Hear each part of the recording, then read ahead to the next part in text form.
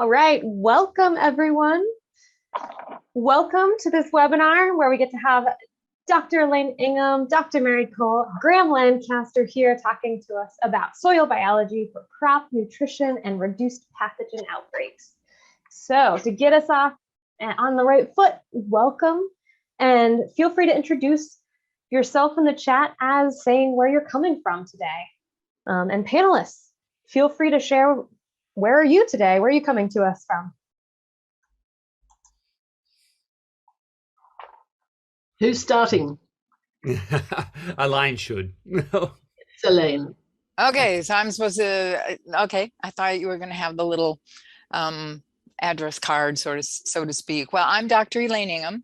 I work with soil microbiology, all those cute little critters in the soil, the bacteria and the fungi, protozoa, nematodes, microarthropods, earthworms, enchytraeids, all those cute critters in the soil, and how they interact to promote the health of your plants, prevent those diseases from being able to win against the plant's immune system. So been working on this project for the last 45 years, and it's we've improved our understanding and how all of these interactions can work together quite a bit. Not done though, lots left to do.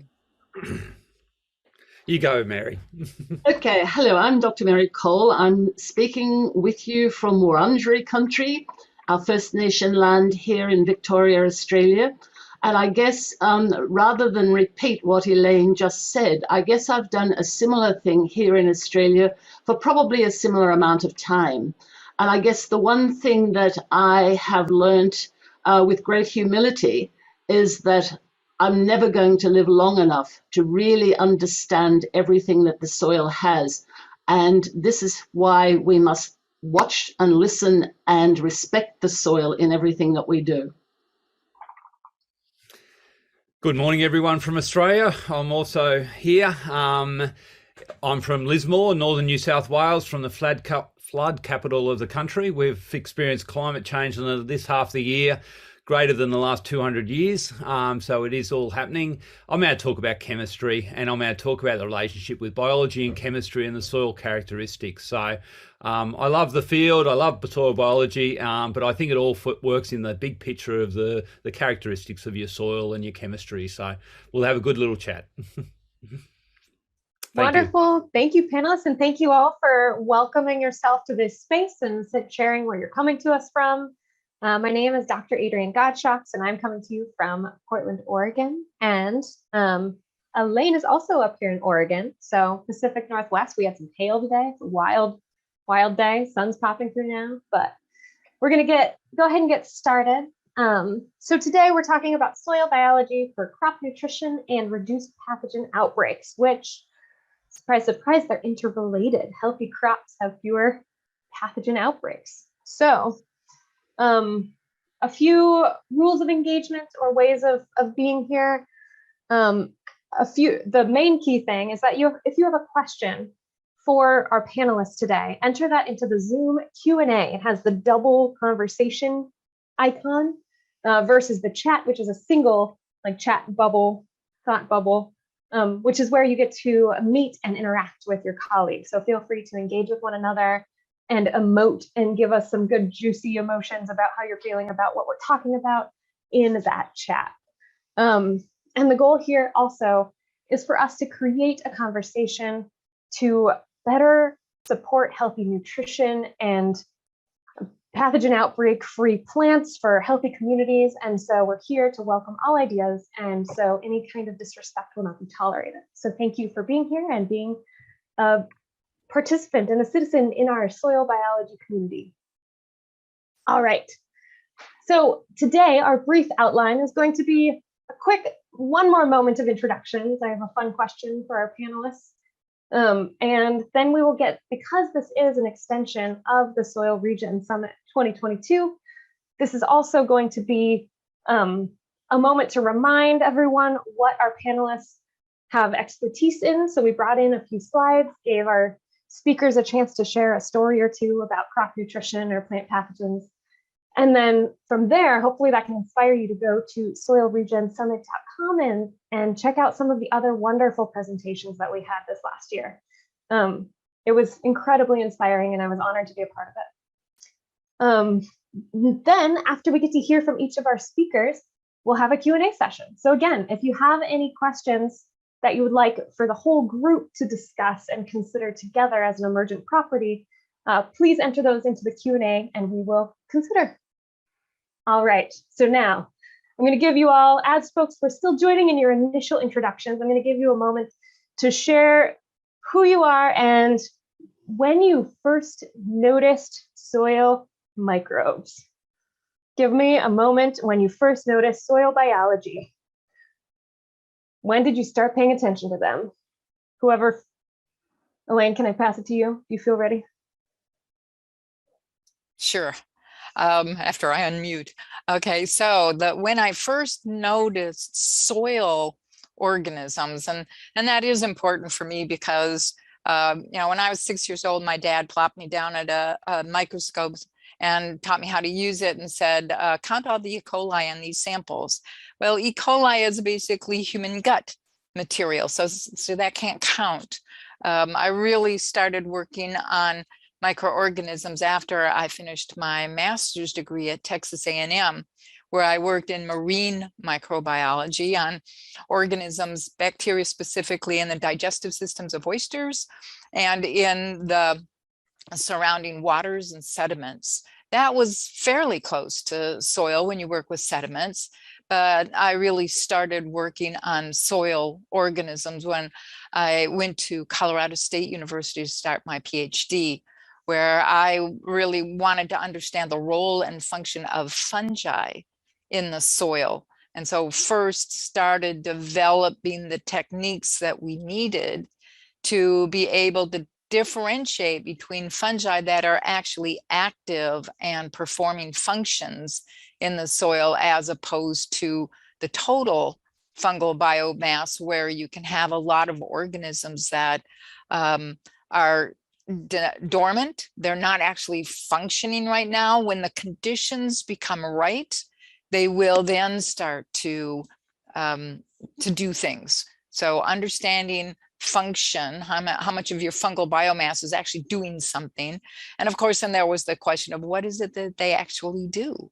And time again, I was told that soil organisms like fungi, bacteria, don't really do anything in the soil to help your plant, which was what a huge contradiction after having worked in this field for that long, for the last 40 years or so, that we could ever have had that attitude that bacteria and fungi don't really do anything in soil. Thanks, Elaine. Wonderful. Go ahead, Mary. When did you first notice soil biology? Well, I guess my story, again, my father would take me out mushrooming and in the forest when I was probably 4 or 5 years old. And he would say to me, now, you can't touch that particular mushroom because you can see there's someone living in it. Can't you see the smoke coming out the chimney? These ones we can. So these ones we can collect, these ones we can't. And what I realized when I was much older was that he was actually teaching me which mushrooms were poisonous and couldn't be eaten and which ones were able to be eaten. And so that was always a passion. Mushrooms have always been a passion, and they still are. And I get probably 3 or 4 identifications to do a day by email and pictures, etc., or on my phone. So I've continued that interest. And then my father was he always had his veggie garden. He never used synthetic chemistry. He always used natural products. And I guess I was just instilled right through then into my PhD work, where I was considering why particularly useful fungi were then considered pathogens. And as my talk in the previous webinars that we did, pathogens, that's our fault. They're monoculture. Everything has a reason for being here. And that interest in the interrelationship between those organisms in the soil and healthy plants has just continued. It's not ever abated, because I realize every day how much more there is to learn. And particularly in agriculture, where the herbicides, pesticides are causing so much damage, and are actually, as a farmer myself, sending farmers broke, because they can't afford to pay for the particularly in Australia, the import of chemicals now, but the destruction that's happening because their cropping bottom line is going down. So, it's very important that people like us actually say to the agricultural system, you've got to look at another way, otherwise it's not sustainable. So I've still got a mission. Yes. Thank you. Yes, Graham, when did you first notice soil biology? You had to get me thinking there, because I didn't grow up on a farm. So I grew up coastal Coffs Harbour. I loved the bush, loved surfing, loved the environment, and really had an appreciation for it, but really didn't understand anything to do with this, with soil biology or what happens in the soil. I had a father who had a veggie garden that failed every year. He couldn't grow anything. He used every pesticide under the sun because that's what he was told to do. And all the veggies grew is more bugs. It was fantastic. So I had a nice culture of bugs there. But when I went to university in Lismore, I studied environmental science and saw the pollution in our rivers, our waterways, the reef, our Great Barrier Reef being destroyed by nutrients, the impacts all around us from farming, where we studied in science, point sources, our sewage discharges, everyone in the public saying that's where all the pollution's coming from. We did studies and found that 98% of the nutrients were actually coming from agriculture. So the system was failing, soils were failing. Soils are an amazing media for filtering out our waters, cleaning up our systems, and they weren't working. So I realized in university something's lacking, and really from there I learned about soil biology and moved on to learning from Elaine about what is lacking in our soils. We don't have the structure, we don't have what we should have and what nature provided us, which is a system that's just really foolproof. It's just fantastic. We just failed it. So we're looking forward to chatting today. Wonderful, thank you. And I will highlight the number of folks also in the chat pointing out that they first noticed soil biology because of Dr. Elaine Ingham. So thank you for being the soil biology Lorax, Elaine. All right, and my name is Dr. Igor Gottschalk. I will also consider myself one of those who has learned, or first really seen, the soil food web and the soil biology and the value of living soil from working with Elaine. And it's been truly a pleasure. Initially, I grew up in Moab, Utah, where the biological soil crust was my first. I just knew there was something alive about that soil that I shouldn't step on and crush, which is still true today. And let's carry on. So first, we have a quick poll for the audience. Which of the following best describes you? Are you a farmer, rancher, grower looking for a better way? Or are you looking for a new, impactful career helping farmers make the transition to regenerative ag? So Adrienne, we actually don't have a poll. We don't have a poll. You're welcome to put it into the chat. Yeah, feel free to share. Great, yep. And if you're a little bit of both, that's great too. Wonderful. Thank you for being here. Landowners and land lovers and land supporters all here together. So again, the Q&A option is here for your questions, but let's jump on in and hear from Dr. Elaine Ingham first. The stage is yours, Elaine. Take it away. Get this underway. So if you've followed much of my writings, much of my research, you know that we have been working with all of these critters in the soil food web over here.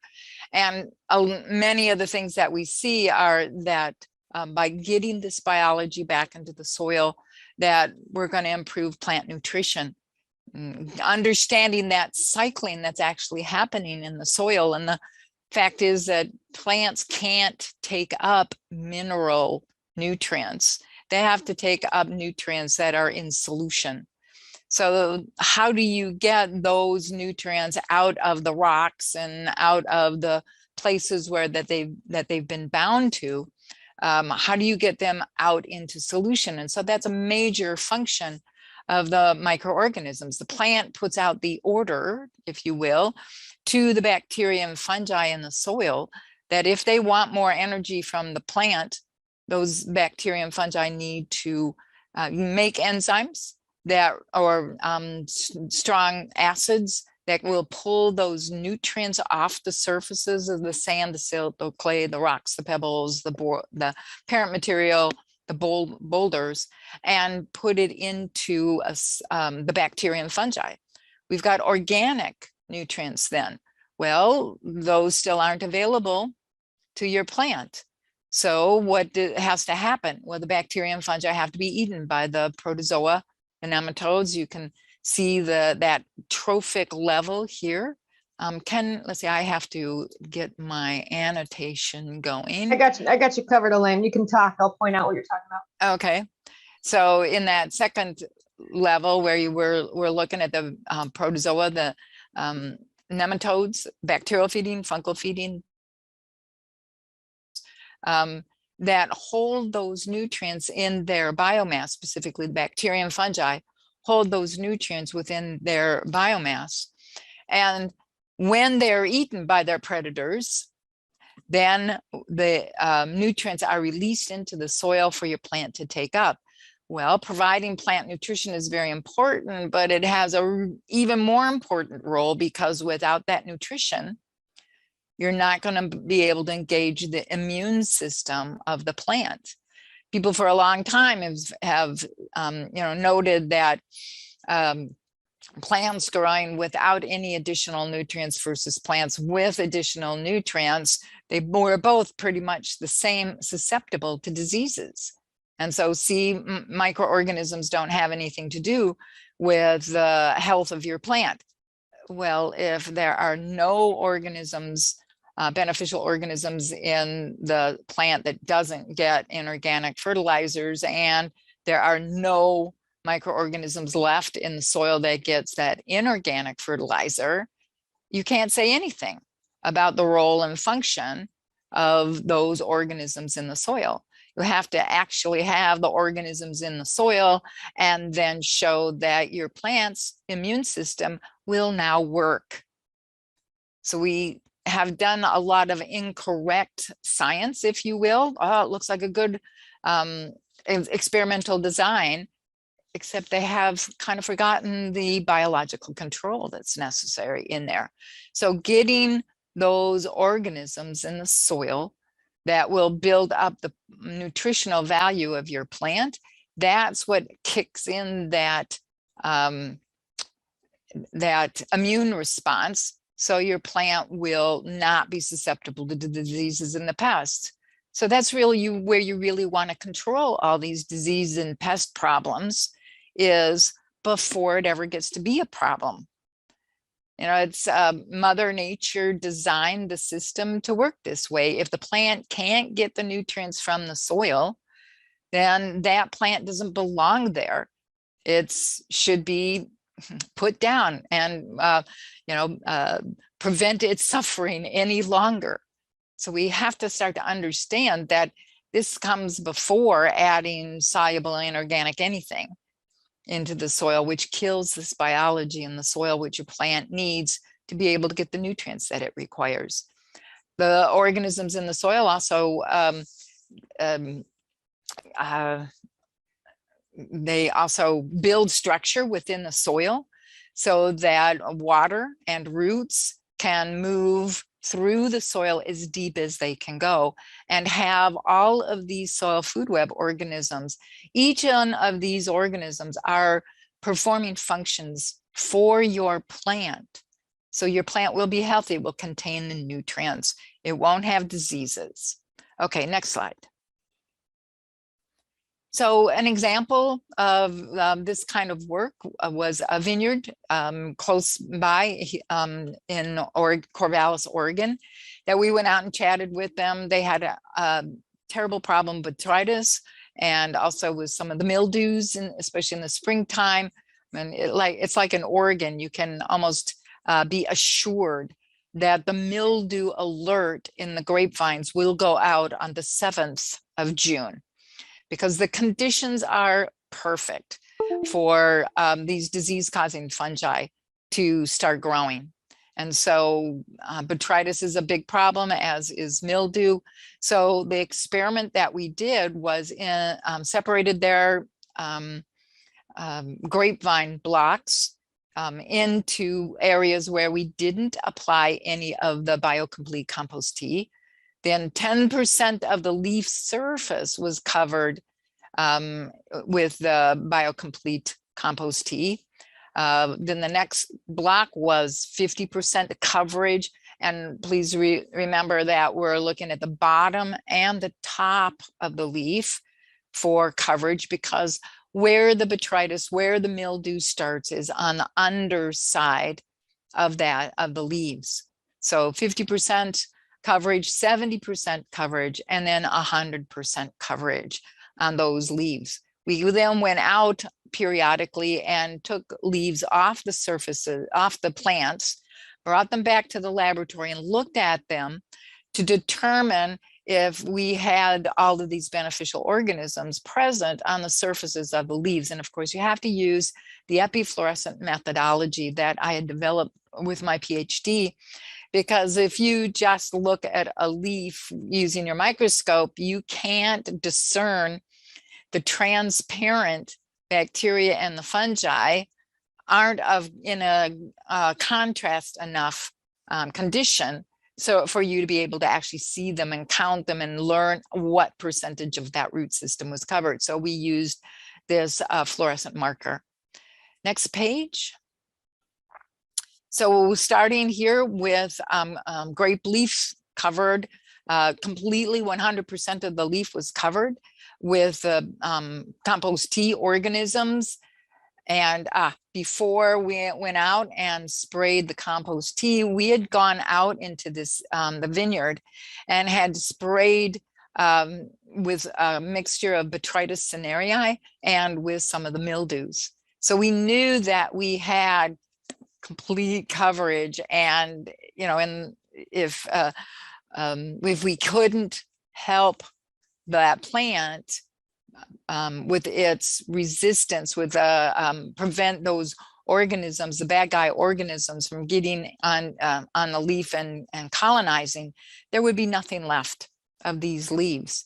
So everything was covered with the disease-causing fungus first, and then in this part of the vineyard, we covered all of the leaf surfaces, top and bottom. So that 100% coverage. How can you tell percent coverage? Well, I believe the next slide is a picture of that leaf, where you can see some of the beneficial fungi down here. You can see all the bacteria growing on that leaf surface. And so 100% coverage, if we were taking squares and looking through the microscope, is there anything glowing, green, active in that field? We would count it as active organisms, because of course, if the bacteria are growing, they're going to be covering those surfaces quite completely over time. Thank you. So next slide is where we were looking at a leaf that had been covered 70% with the good organisms going onto those surfaces. And you can see that there are some of the mites being attracted to these leaves. They haven't caused a massive amount of disease yet, but they will if the plant can't protect itself, if it can't get its immune system going. This leaf will succumb. That part of the vineyard might become infected. So now let's look at coverage of that leaf surface. That was only 50%. And it was a little heartrending to walk into that part of the vineyard, because all of the leaves on the plants were starting to, you can see the disease causing fungi growing very, very well on that leaf surface. There were a few green spots left, but clearly, if you were depending on this plant to produce grapes, you would have an extremely low success rate. You wouldn't get much from these plants. Okay, how about if we covered the leaf surface? If we can go to the next slide. Oh, this is what this looked like under the microscope, and you can see the bacteria here growing. You can see these strands of fungi, but these are all botrytis. So the disease-causing fungi were very well established on those leaf surfaces. All these bare areas are open infection courts to the existing disease, and will be not able to prevent the disease-causing organisms from growing on the surface of that leaf. So next slide. Shows where only 10% of the leaf was covered by the beneficial organisms. And these leaves were so just about to fall off the plant, just about to be destroyed, that we had to very carefully layer them into a container so we could bring it back to the lab to get this picture. There's no hope for these plants when almost all of that leaf material is destroyed by the disease-causing organism. Next slide. As long as we've got the organisms protecting those leaf surfaces, I do want to stop and say something about the part of the field where the only 0% coverage of that. We did not, our control plot where we didn't do anything to prevent the diseases or pests, there were no leaves on the plants. So we couldn't pick up any leaves and bring them back to the laboratory to show what they look like. They were long gone off the plant. So even worse than this, completely fallen apart on the ground. Imagine the load of disease-causing organisms that are going to be available the next spring. So we had to promise the growers here that we would be out the next spring and we would be applying the right biology to their vineyards so they wouldn't have negative impact from the fact that we did this experiment in their vineyard. Quite dramatic results. So we want to realize that in most of our chemical agriculture where we have killed the organisms in the soil to begin with, there's nothing left to be carried up onto the leaf surfaces by the microorganisms. And it's typically the microorganisms making a taxi cab out of flies and mites and all kinds of organisms that are highly motile, are spreading these organisms, good and bad, across the surfaces of our plants. So we need to make certain that the biology on the plant is well established, that we have lots of diversity, that we have many species of these bacteria and fungi growing on the leaves top and bottom. And so we usually look at the bottom of the leaf to the underside of the leaf because that's where the diseases and pests are going to take their foothold first. And as long as we're managing our system to get these organisms on the underside and compete with, inhibit, consume the disease causers, we won't have any problems. If you don't take care of your plants and prevent the diseases from being able to grow, you're probably going to lose a significant amount of your productivity. So I think that's the last slide I had. One more. Castle wall. Yep. So that's what the biology in the soil is all about for us human beings, is they are our defenses. They are willing workers to go out there and get the nutrition and do the trade with the plant to make certain the plant has the nutrients it needs, that these organisms will then go out, inhibit, consume, compete with the disease causers. So they are our knights in shining armor, and we must stop killing them in our soils and then going, oh my, what are we supposed to do? and buying pesticides, buying inorganic fertilizers. Don't do that. Mother Nature's already provided a method. We just have to make certain that we allow those organisms to do the work they're supposed to do. Okay. Wonderful. Thank you, Elaine. And as a transition, Elaine just mentioned compete, consume, inhibit. And I adapted my summit talk based on that philosophy and how the soil food web can actually help us frame how we think about insects. Because just like Dr. Mary Cole in her summit talk talks about pathogens not being a real thing, but being something that we've invented, I think an insect pest is also something that doesn't exist in nature. There are no pests. When is a pest not a pest? When we have soil biology. So I'm going to pass it on to Dr. Mary Cole to tell us more about these beautiful creatures who can cause problems when left unmanaged. Mary.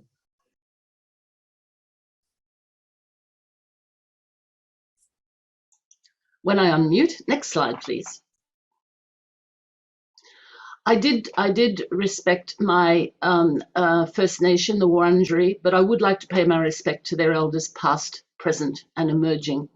And I think probably in this country, in Australia, we should start to look at the amazing agricultural system that our First Nation people had for 60,000 years and longer, and kept this country productive. And so I think we have in our 32 years of white occupation of this country, we have destroyed it. So I think we need to really look at what our First Nation people did. And so we have a lot to learn. So next slide. So Elaine has set the scene, and what we have to look at is, I guess I've spent my whole career below the soil surface. And I say that with a little bit of a joke, but when I listen to work that's being presented, when I read peer-reviewed papers, when I see the various components that make up a research project, nobody talks about the soil. Nobody talks about the soil microbes. And so I find this whole population, which is greater than anything we'll ever have above the soil, is just completely forgotten and therefore destroyed, whether deliberately or otherwise. So what we have to do is follow on from what Elaine has said and protect this soil and its population. So what I look at, I'm particularly interested in fungi. I'm particularly interested in mycorrhizal fungi, and I guess just to tell everybody who may not know, mycorrhizal fungi are a particular group that have an association with living plant roots. When their host dies, they die. So they have an association with living plant roots. And there has been a fossil found that's around 650 million years old that shows an association between an above ground plant and a below ground, the roots below the ground and the fungi that are in there. The other interesting thing that a theory that's been put forward is that when the plants originally came onto the surface of the earth, out of the water, there really wasn't any soil. And so how did those plants, those initial ferns and things, establish themselves? And it may well be that the mycorrhizal fungi that established the fungi generally that were in the soil may have then established with the roots of the ferns, created the mycorrhizal association, and actually in effect became the first roots of the land-based plants. And now whether or not that's true, I just think it's a great story, and I would like to think it's true, because from then on, plants established always that mycorrhizal association. And there's really only the brassicas are the only plant group that don't have some form of mycorrhizal association. So that association is extremely important. The other thing about the mycorrhizal association as against the saprophytic association, and a saprophyte, fungal saprophyte, is one which lives on dead and dying material and recycles the organic matter. and then it's then in a as Elaine explained, in an organic form, not available to the plant, but it's in an organic form. So we have saprophytes and we have mycorrhizal. Now, in a soil that has a good root system, you have a good amount of mycorrhizal biomass, and that mycorrhizal biomass is now found by some neat research done by Sarah Wright to produce a polysaccharide type of molecule called glomelin. And we're now finding that glomelin is important in water holding, and it's also important in holding the carbon that we want for sequestration. There's many different sorts of carbon, but the real resilient carbon can be held with glomelin. Next one, please. If we look at this form of agriculture, we can see in the first two photographs where, okay, there's a horse and plow, and okay, we can't feed the world behind a horse and plow probably anymore. But if you have a look at the photograph on the right, you'll see that the type of plow that is being used is actually not turning the soil over as such. It's opening it up for some form of planting. But if you also have a look in the photograph on the right, you will see there's still some of the grasses, the original vegetation there is still in those areas in between the tine marks, and they're still living. So what that means is when whatever the crop is going into that particular field, it's going into a field that already has active mycorrhizal fungi, which is helping to protect all of the nutrients, all of the water holding capacity. So the soil is already biologically active because it has living plants in it. If you then go down to the conventional, I use conventional, yes. I hope I live long enough to know that what we're doing in those top two photographs becomes conventional, not this bottom one. But if you have a look at this bottom one, there is absolutely nothing left. There is no vegetation left. The soil is being turned over. Any of the microbiology is being turned up.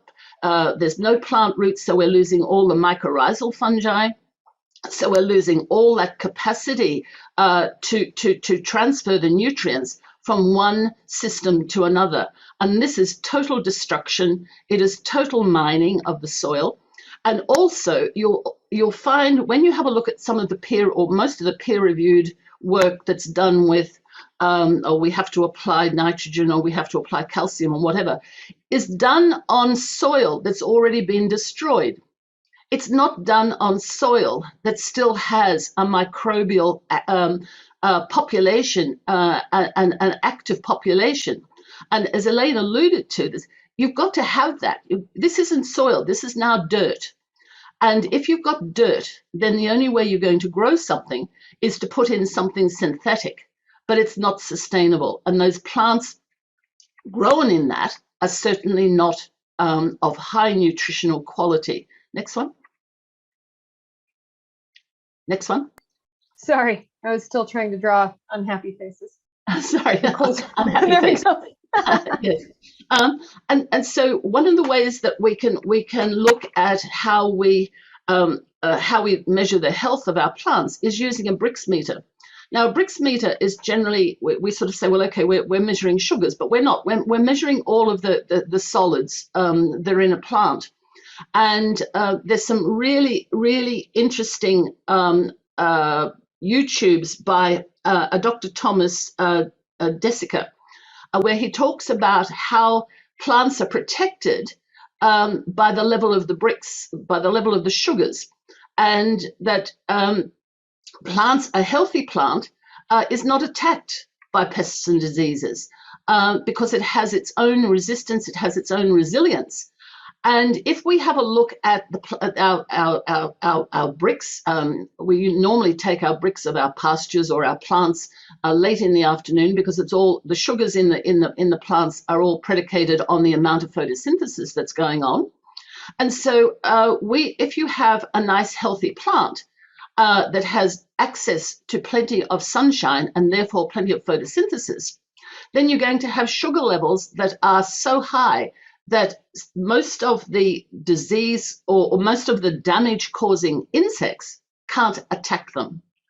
And so if we can have a Brix level of that's up above, well, certainly above 10, but once you get up to 12 or 14 or 20, you haven't got any disease organisms attacking. You haven't got any pests, insect pests attacking.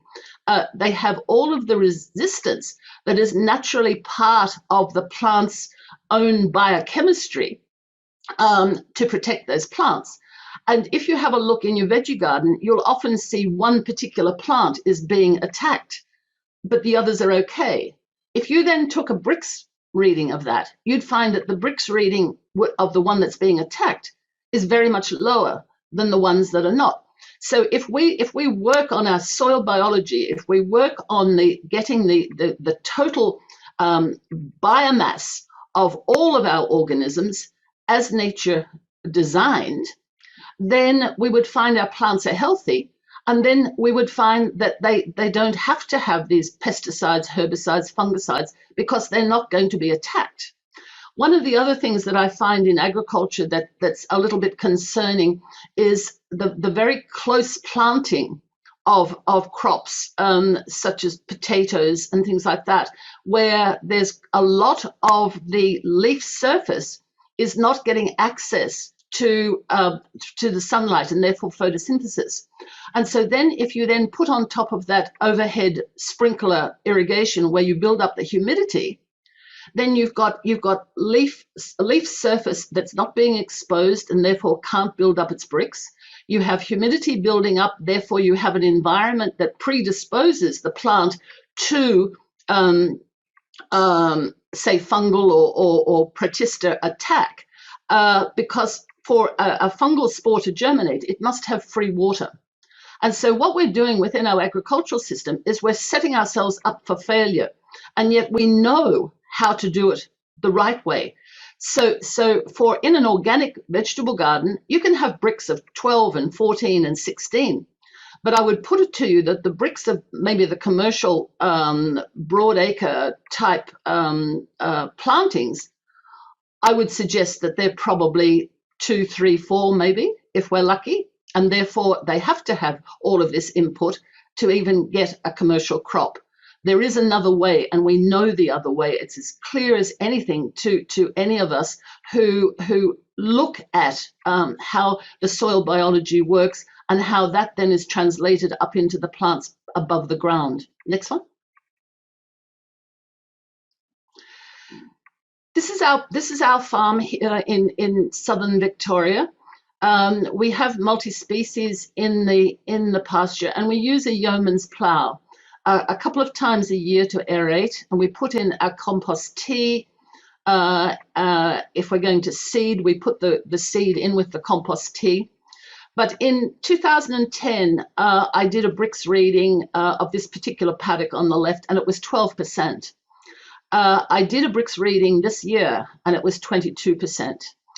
Sorry, not Brix reading, organic matter in the soil.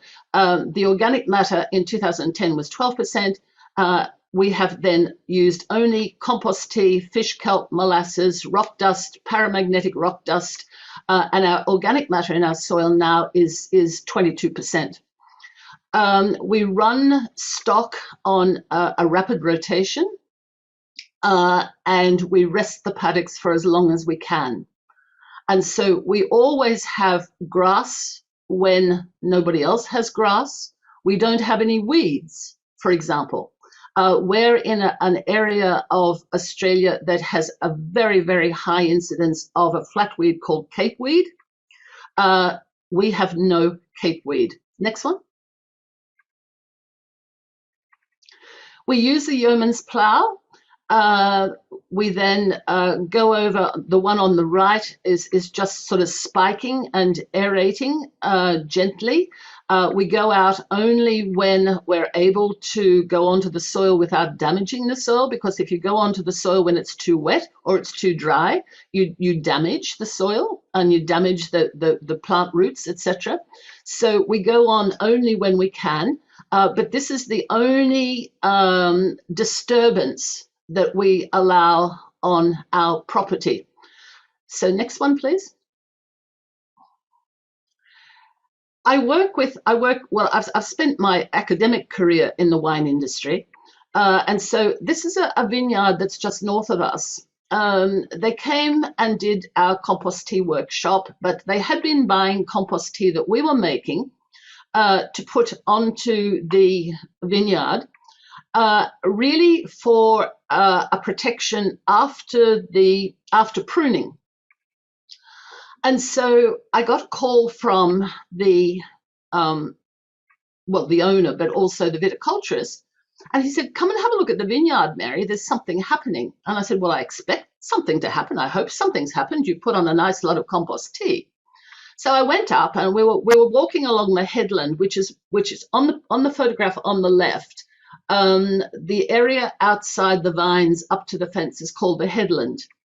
So we were walking along the headland and there was lots of capeweed, and we're looking down the rows. And if you have a look at the photograph on the right, you can see two things. You can see where the capeweed stops around where the trellis post is. But you can also see a difference in the color of the green of the vegetation that's in the midrow. And so it was quite obvious that it was a darker, vibrant green, and there was no capeweed. And he said, you didn't tell me about the capeweed. And I said, well, you didn't ask, so let's discuss it now. And he said, why do I not have any capeweed? And I said, well, let's do a soil biology on these two soils and have a look. So we put a spade in on the left hand side photograph up in that area there, yes, and we could not hold the soil on the spade. It was basically no structure. It was dust. It was almost dust. And so then there was no earthworms. There was just no structure. So then we went down into the midrow. We put the spade in, put our four in the four sides of the square, and we pulled out a beautiful clod of soil that had soil structure. The earthworms were there. The roots were down further than they were in the other one. And he said, well, what's happening? I said, well, the soil biology is really starting to work here. Let's do a soil biology test, one of Elaine's tests. And so what we found was in the capeweed area, there was a very high predominance of bacterial. So it was basically bacterial dominated. In the area where we'd applied the compost tea, then it was fungal dominated. So Elaine, it does exactly as you say it's going to do, and it was so obvious. And I actually presented this as a poster at a conference, and the figures, the results were, I haven't put it on here, but the results were so blatantly obvious that there had been a transition from a bacterial dominated soil, which allowed the sort of shallow rooted, fast growing plants to predominate, into a fungal dominated soil where you had good deep rooted multi-species down in the midrow. The other thing that was really interesting was the difference in the amount of mycorrhizal fungi infestation on the roots between the two. One was in the headland that was about 3%, but down in the midrow, it was about 12 to 15%. So there had been an enormous uptake and infestation of the mycorrhizal fungi into the plant roots, which was giving more uptake of phosphorus. The mycorrhizal fungi exude calcium oxalate, so we were having a nice shift in pH at the rhizosphere level, which just made the whole system healthier. And I show this photograph a lot because I feel photographs will tell you more than words. It was so obvious. So next one, please. Now this is our farm. If you have a look at the bottom photograph, you can see our boundary. Now you can see our green grass, and then you can see the flower garden, which is capeweed. If you go up to the top photograph, that is looking from the other direction back into our property. Now, if you look at the photograph on the right, Alan's, my husband's, a little bit naughty. When he's putting out his compost tea, what he does is he puts the boom spray so that it'll just go into the neighbor's paddock, just a fraction. And what do you see? There's no capeweed. But do you think our neighbors have noticed? Well, not yet. 3 decades now, not yet. But this is evidence that putting out your good fungal-dominated compost tea will just change the biology. And, you know, Elaine has said this infinitum. Here it goes. Here is evidence. And I always feel photographs like this will show that by simply well, we've been on this property for 47 years and we haven't used synthetic chemistry. We use rock dust, paramagnetic rock dust.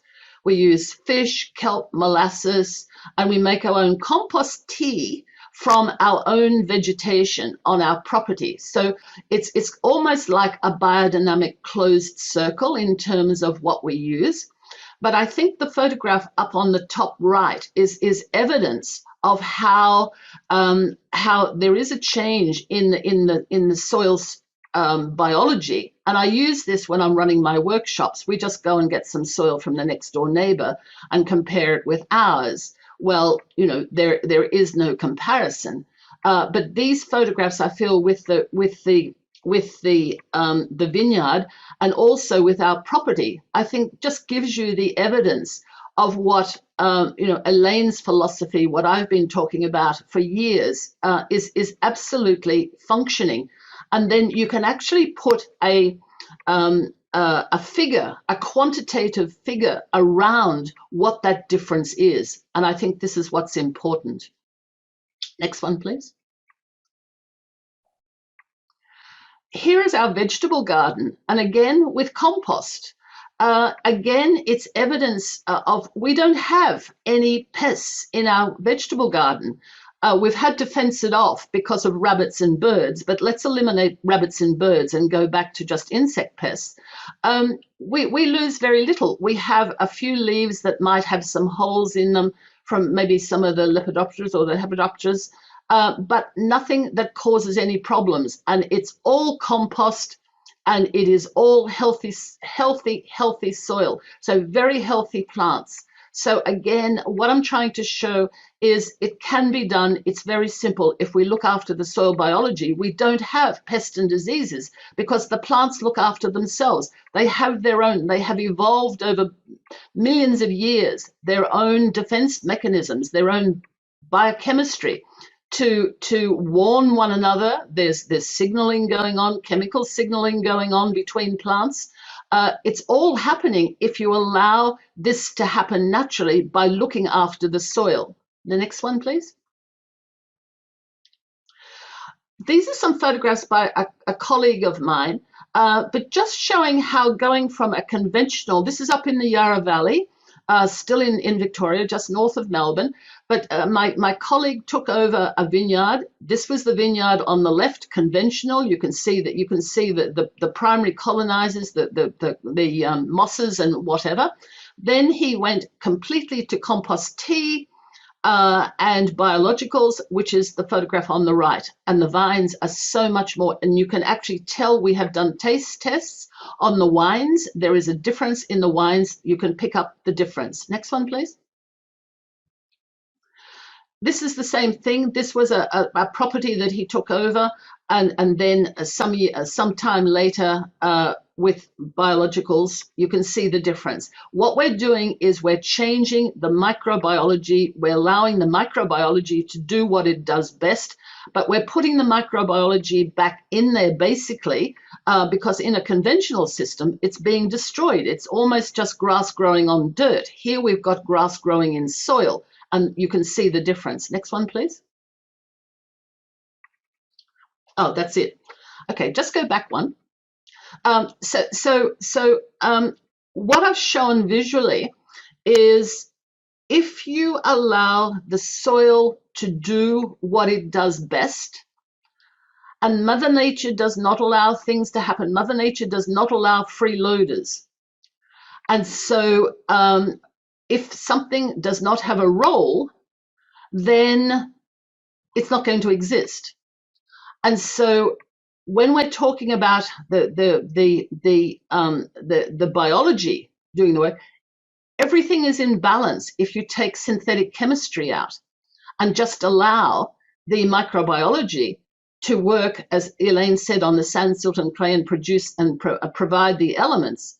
Then you're going to have a balanced system, and a balanced system allows for vegetation to hold on in stress. And what I'm doing now is a lot of work with farmers to try and build resilience into their pastures and their vineyards because of the change in climate. And so what we're finding is when we get our biology right with compost here and we remove synthetic chemistry, we're getting up to 2 and 3 weeks more photosynthetic leaves on the vines. On our property, we have much more. We have up to a month or more green grass compared with the conventional farms around us. So we are building resilience because the presence, particularly of the mycorrhizal fungi, is holding much more water. It's producing much more calcium. It's harvesting much more of the nutrients that are often locked up in the total pool. And I'm hoping Graham will talk about that when he's talking. Because when I see chemistry coming from EAL, I've got farmers who are putting on loads and loads of chemistry when they've got thousands of years of chemistry locked up in their total pool. And so what we need is stop putting on the synthetic chemistry and then build up the biology and access all of that nutrient that's sitting there that's not being used. So our soil is not depleted, our biology is depleted, and that's what we have to build up. Thanks. Thank you so much, Mary. Your results are always inspiring. So thanks for taking us on this imaginative journey into the life of these plants down below the surface. And so now I'm hoping we can pass this off to Graham, who's going to take us into the elements down in those particles and amongst the organic living creatures. Graham, take it away. Welcome. Thank you. And I totally enjoyed both talks previous. Look, I support those arguments and discussions. And really, Mary's just emphasised a lot of my talk. Just a practical example. No, just emphasised the practical outcome of getting it right. And a picture does tell 1,000 words, and we saw those pictures showing the structure of the soil, the structure of the plants, how things are changing for the better. And that's what the future is all about, resilience to climate change. We're going to have extremes in drought, extremes in weather. Here we've had huge floods. We've just got to work with nature, and that's how we're going to work with it, by getting the biology right. Next slide, please. Just myself, I've been doing this for 30 plus years, started up an environmental analysis laboratory at Southern Cross University. We're going really well. We've got nearly 60 staff now, quality assurance to make sure the results are right, but we just work with everything. We love working with water, soil, leaf, compost, biochar, which is another great additive, right through to hair, to fertilizer, just using all the best equipment just to do the best results we can in chemistry. We now have a new science degree at the University of Regenerative Agriculture. We're training the young ones. We've got hundreds of students there going through and loving it in Lismore or online. And we now have postgrad training in regenerative agriculture. Now, regenerative agriculture is just a name. It's just organic farming. It's biological farming. It's all those sort of things together. Next, thanks. I've been involved with Elaine and even Mary for over 20 years now. I won't add it up. And look, it's been a great journey. And it's been a learning, I hope, for both of us. There's simple things you can do with your own soils. It's all about reduced dependence on inorganic fertilizers. And the story there is, yes, we had the Industrial Revolution. We thought we were better than the planet. We thought we were better than the environment. And we said, we don't need soil biology. What we will do, we'll bypass all that. We'll get rock phosphate. We'll add sulfuric acid to it. We'll make those nutrients available so we don't need any silly soil biology. So simple story. Problem is it didn't really work. We came to all these other problems. I encourage all farmers. We work a lot with soil care here in the North Coast, and they have a soil health card freely available on their website. And that's all about dig, look, feel, smell, look for worms, get into your soil and get dirty. I think one of your listeners here today said, introduction to soil biology, eating soil as a young person, a little kid. Don't stop young kids eating good soil, not bad soil, and enjoy it. I mean, it's nature. And I know I ate plenty of soil when I was young and drank plenty of seawater. Third National Biological Farming Conference we're holding in December this year, and we're hoping to have about 400 to 500 people there talking about biological farming. And that's going to be in Lismore at the university here, and we'll do it online as well. There's a concept, visual soil assessment. Agriculture is a three-legged stool. You've all heard this before: biology, chemistry, and physics. It's all about getting all these things right. One will not function without the other. I'm not going to disgrade any of them, but you really need all the nutrients present in the soil to build the soil biology and to get the functioning nutrition right. And you need that structure. The soil structure, that's what Mary is showing there. The structure is built up with carbon and biology. I'd love to see you build up a profile and a soil structure without carbon and biology. It's just not going to happen. We do it all the time in filter mediums to try to filter out wastewater and that. And it just doesn't work. It actually works in building up a biological population that then builds a proper structure in the soil to move that forward. Next slide, thanks. So what is biological farming? And like I said, it's natural farming without dependence on synthetic fertilizers and pesticides. And that's what Mary's talked about a lot there, building your resilience. It's called organic farming, carbon farming. You can call anything you like. It's all the same thing. Promotes and enhances soil health to support the soil biological food web. So you're building soil health, the biological food web, and it enables healthy plants to naturally combat diseases, pathogens, cycle nutrients. Some perceived challenges: reduced productivity, higher cost, more prone to disease. That's just what's out there. That's the opposition saying, hey, it's all going to fail, don't even try it. If we all said everything's going to fail and we're not going to try it, how are we going to go in life? If we just don't even try things. It will work, and we can prove that. Time is required to transition. So I don't think it's going to happen overnight to get away from synthetic fertilizers. I think you've got to transition at your own rate. No one wants to see anyone fail. So do your best you can, but just make it work. Next slide, thanks. Industrial farming. It's synthetic fertilizers with engineered soluble salts. These soluble salts are designed to bypass biology. I've mentioned this. Microbiology is no longer required, hence loss of soil carbon. Soil carbon in Australian soils has dropped down to less than half to a third to a quarter to next to nothing. Those soils with bricks, plants with bricks in our western wetlands of 2 to 4, they have a soil organic carbon of maybe 0.1%. So they are a dirt. So why is the bricks low? There's not a lot of cycling happening. So they're actually learning now to try to get compost out there and to build that carbon, to build the biology, to build the bricks, to build the functioning of the soils. Rock phosphate is now a successful slow release fertilizer. But you talk an industrial farmer and they put it out on a non-biological active soil, and it's just going to sit there and look at you. And it's probably going to be there in 10 years' time because it ain't going nowhere. If you add some good sulfuric acid to that nice industrial farm, then you might get there to release some phosphorus. But I'm sure Elaine's sniggling at that because it's just not where we want to go. Next slide, thanks. Soil sampling. Look, I won't go into this in a big way, in that 0 to 10 centimetres has always been traditional aware of the soil. That little profile, that's where you sample. In a tree crop, it's 0 to 15 centimetres. The carbon initiative now and the carbon credits is going to 30 centimetres. Why? Because we're trying to change the structure of the soil. We're trying to build carbon up to that 30 centimeters. And a lot of our and the next profile we're looking at is 30 centimeters to a meter for building carbon. Now, I spoke to anyone 10 to 20 years ago and they'd laugh at you and say, you can't build soil carbon down to a meter. The roots only go in the top 5 centimeters to 10 centimeters because of the compaction zone. So you can't do anything below that. This is all about improving farming for everyone and to improve the environment. So we've got to get our carbon down low. We've got to have biotubation. We've got to get roots active. We've got to get the whole systems functioning. So we're not dependent on just feeding a tiny layer of the surface soil with nutrients. So I think the soil chemistry will change into that top 30 centimeters, and I think that'll be a good thing for farming. So why? We're not feeding synthetic nutrients just at the surface so we can go deeper. A lot of nutrients are quite leachable, and that's just nature. That's the nature of those nutrients. Nitrate, sulfate, and borate move down that profile. So you need your roots moving down that profile and your biotubation and your movement of organisms.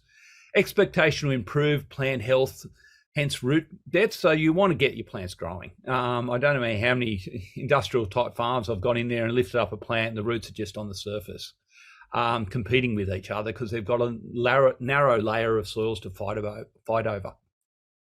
You want to build your carbon right through your profile, and you want to build your resilience. Next slide, thanks.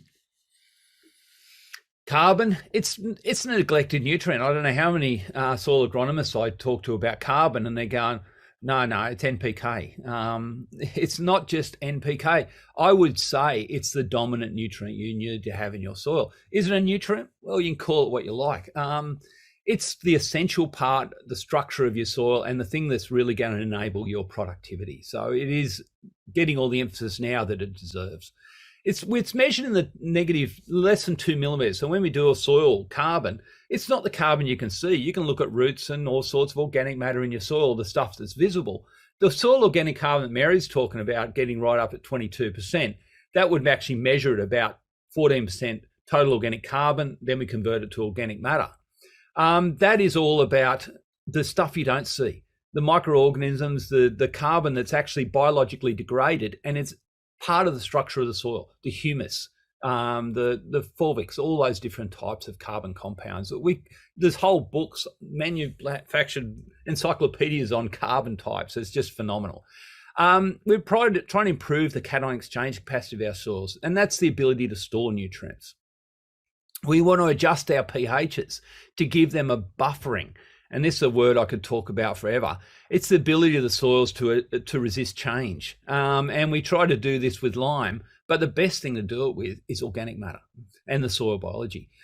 This whole carbon brings in food and housing for soil microbiology. It's nutrient cycling. It's organic matter improves water holding capacity. So you've got a resilience to drought, which Mary showed, and bind contaminants. So if we do have some pretty bad water migrating into our site or bad soil that's from heritage, then we can look at fixing it up with the carbon and the biology.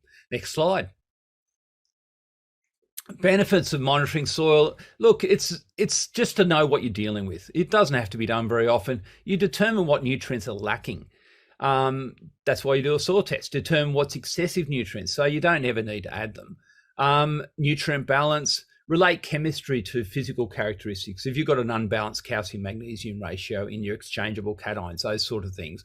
You can't often change that, but you know what you're dealing with. You know you've got to build your organic matter and your biology to help rectify those issues, and to target fertilizer application. So in a compost mix, you might say, look, I've got low phosphorus in my soils or low potassium. So you add a nice organic type fertilizer into your compost early on, a rock phosphate or a potassium sulfate. Keep away from your chlorides because they're the worst thing for biologies.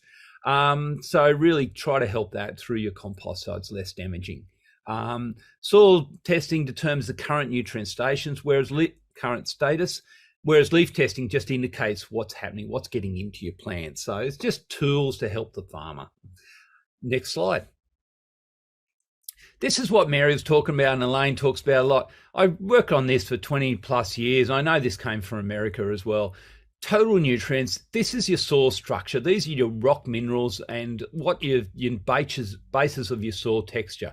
A clay soil typically has a good store of total nutrients. A really white sandy soils obviously has a low store of total nutrients. Traditional soil testing often typically just looks at your exchangeable nutrients, that green box in the middle, or your soluble ones, which is that bit of a brown box in the middle there. So there's some cycling that occurs between both of those. But really, if you're just trying to sell fertilizers, you only want to know your soluble nutrients so you can justify selling more. If you really want to look at it, you want to get that cycling. You want to know what you've got in your storage, your bucket. And once your bucket's full, then really you're just trying to add your biology and your compost to get that cycling occurring. So that exchange between the two. And nutrients are locked up all the time in that total pool. And then you wanted to have the ability to release them when you need to. And you can do that biologically. Next slide, thanks. I'm going to talk a little bit on a chemistry test, and I know numbers and chemistry scares the hell out of people. We have these things. I've hammered texture and characteristics of your soil profile. So you need to know whether you're a loamy sand, a loam, a clay, those different textures, and that's the ability of your soil to hold nutrients. And the more heavy textured it is, or more cation exchange it has, the heavier the soil is, and the more you can hold into that profile. So here, the top part of this soil test, one of our routine Albright Reams tests, is this soluble nutrients. So you've got your soluble nutrients there. This is a deficient soil. So you've got your oats there in your column. It's actually a medium soil, so it's a clay loam. So I'm comparing it to just one set of blue guidelines there. Your organic matter, you can see there's 1.5% just down the bottom of the page. It's your total carbon or total organic carbon times 1.75. So you can see it's deficient. There's your first thing. So when you're improving your biology and your carbon, you're building up that cycling of the carbon into that organic matter pool. Other things there you can really improve with your building your soil biology, your compost teas and your compost additions is building up your soluble phosphorus, so your Bray 1 there, your soluble phosphorus, your Morgan 1, and then building your Colwell and others just by building that cycling of nutrients. Your nitrate and ammonia is quite elevated in the soil or up to the level. That would have been done artificially. Your sulfate is extremely low in the soil and you've got no cycling of sulfate because there's other forms of sulfur in your soils as well. So I won't go into this too much, but I'll go to the next slide. And this is talking about your exchangeable cations. And this is where you work out your exchangeable calcium, magnesium, potassium, and then sodium to see if you've got a sodicity problem, which is very important to work out where you want to go in the future with that soil and irrigation waters and make sure your quality of waters are good and your quality of soil. And then you sum all those up as a unit called centimoles per kilogram and you get effective cation exchange capacity or CEC. And that comes to 10.3. And like I said, this soil is actually should have 14.3 because it's that loam type soil. So you've 10.3 there, right to your 14. So we've got to build up some aspects there. And then we can look back and say, look at our calcium, it's really low. Now you could then say, well, is our total calcium high or low? And see whether we're deficient. So it just adds to the story. And then we can work out our percentages there. 57, so it's out and balanced and very high potassium. So like I said, this is an industrial treated soil. It's been hammered with different things that often a farmer will do without even thinking about it because they've always done it. They've always put down a potassium sulfate or whatever every year and they don't change unless they've been given good advice. We'll move to the next slide. This is just your micronutrients. Once again, you've got normally a really good store of total micronutrients. You've just got to get your biological availability and cycling. Boron, I say, leaches down the profile. Copper can be really deficient in Australian soils, so it's a micronutrient you may need to look into adding into your compost. And around the world, you need to look into what your characteristics of your soils are to see what you're really deficient in. That if your biology aren't providing it, then you've got to give it a bit of a boost. And that's what chemistry is, to help your biology and to help your soils and help your plants. You can see there clay loam, that's the texture it was based on, but the cation exchange didn't or doesn't quite indicate that. And your balance of your carbon nitrogen is out 8.4. So you've got low carbon but high nitrogen. Once again, an indication of industrial type system where they've been adding urea, which I'm sorry is the worst nutrient, fertilizer. We're just killing our soils with urea. Yes, I don't mind if you can drop it down and not go completely without it, because I don't think we can wean some farmers off it. But if they can drop it to half, a quarter, or even zero some years and see how they function with the biology, go for that. But it's killing our soils, and you can pick that up with your carbon nitrogen ratio. Next slide. Now the totals. There's our totals. Now I have a range there because it depends on your soil type. A lot of this, you're not going to change this typically with biology. Like I said, you can lock things up a little bit more, but this is the structure of your characteristics of your soil profile and soil texture. So it's inherent there, but you can access this, cycle it, work with it. It's not mining the soil, it's using the soil for what it's there for, as a pool of cycling nutrients in and out and around, and looking at where you're really deficient. Often selenium and cobalt and molybdenum are very deficient in Australian soils. I'm not sure in American soils or around the world in Europe. We've got to look at what our stores are and what our characteristics of our soil are. It's not something you'd monitor. It's something you just need to look at and see what you're dealing with. You'll deal with this soil, 216 parts per million total phosphorus. Even though industrial system, they've really neglected this soil.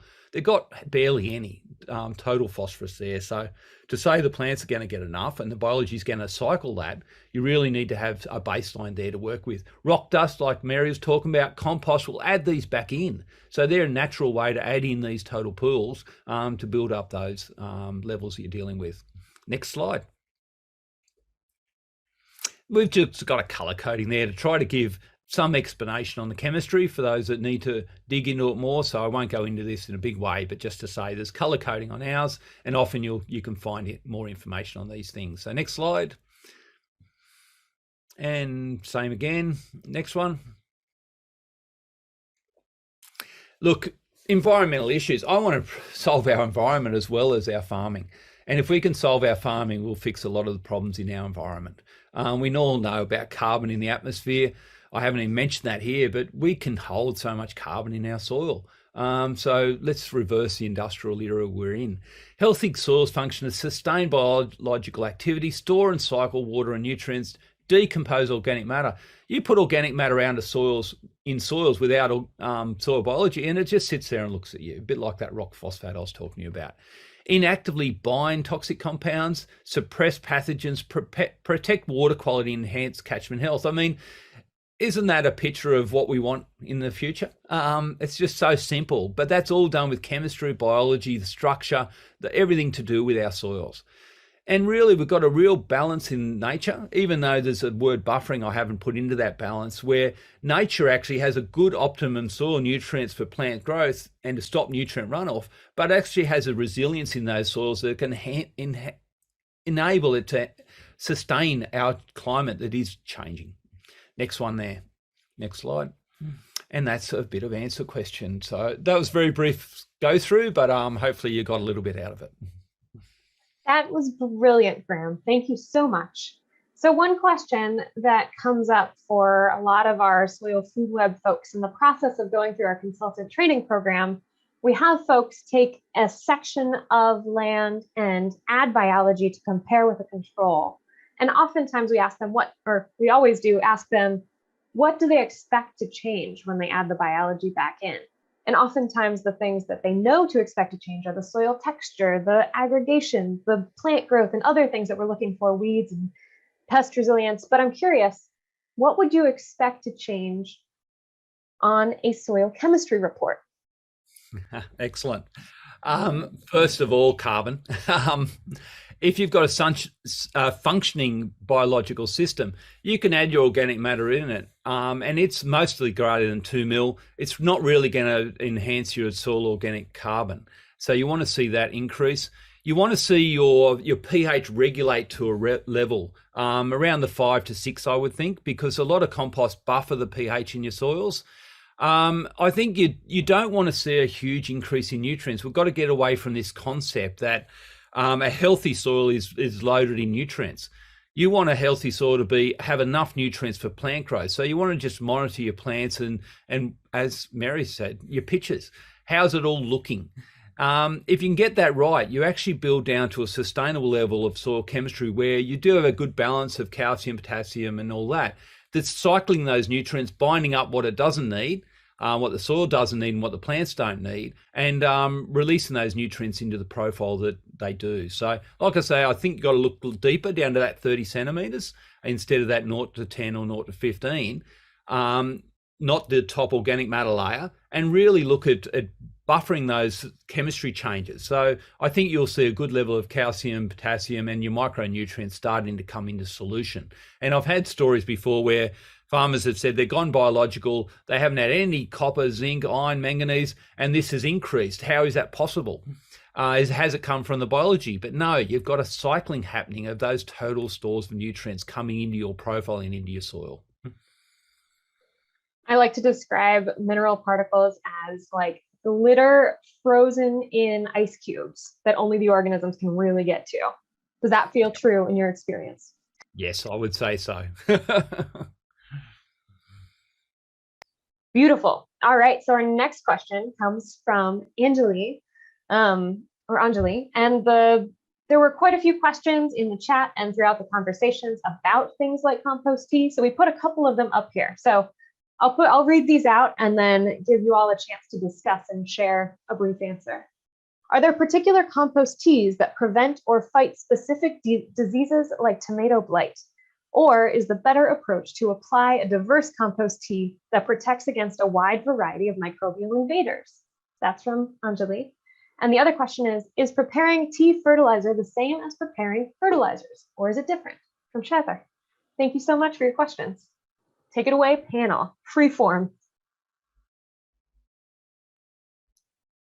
Well, Can I start on the first one? Sure. Is that okay, Elaine?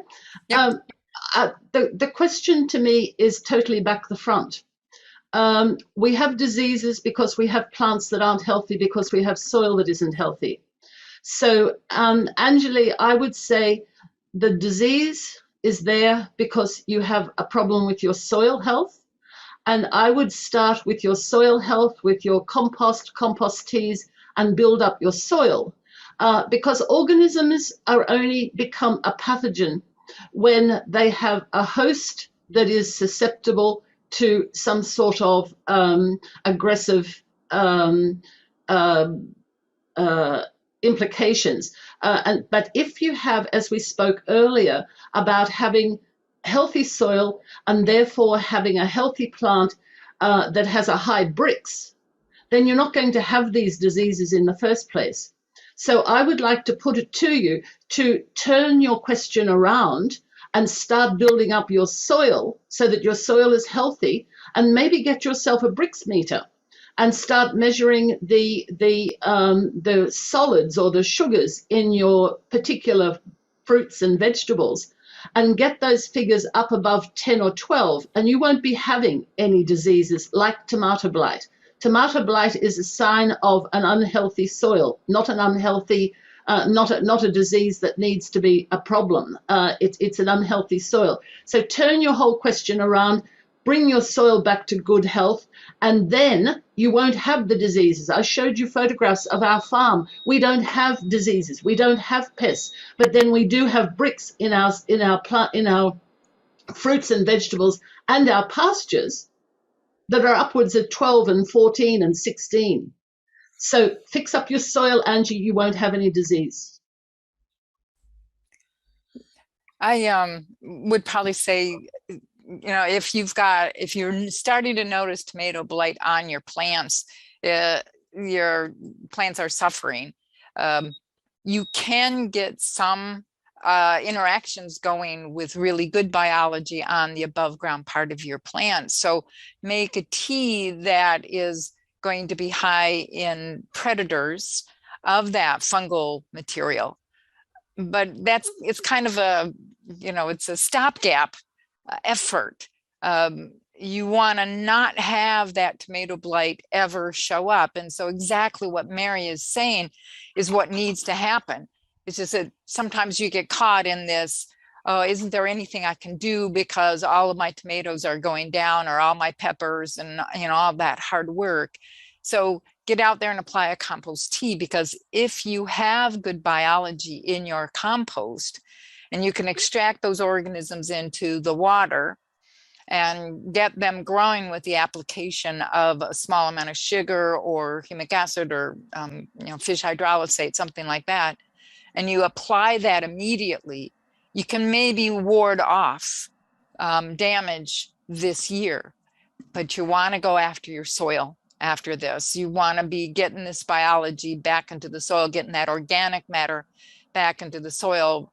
Remember that when we look at truly healthy systems, you go back to the Great Plains of the United States, where the people were, as they went across the Great Plains, they marveled at some of the richness of the soil present.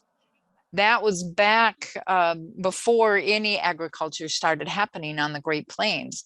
So when we started out in the Great Plains, we had maybe 50 to 75% organic matter in that soil. But over time in our agricultural approaches, we've destroyed that biology. We've lost that carbon. And right now, for example, in the Great Plains of the US, we're dealing with soils that have organic matters less than 0.1%. How can you grow a healthy crop that way? You've got to get that organic matter back in the soil. And what better way to get both the organisms you need and the organic matter at the same time is to put a good compost back into the soil. It has to be aerobic. Conditions that select for the beneficial organisms is lots of oxygen, not over oxygenating, but I mean, people keep asking, well, can I just put hydrogen peroxide into my soil and, that'll get it aerobic?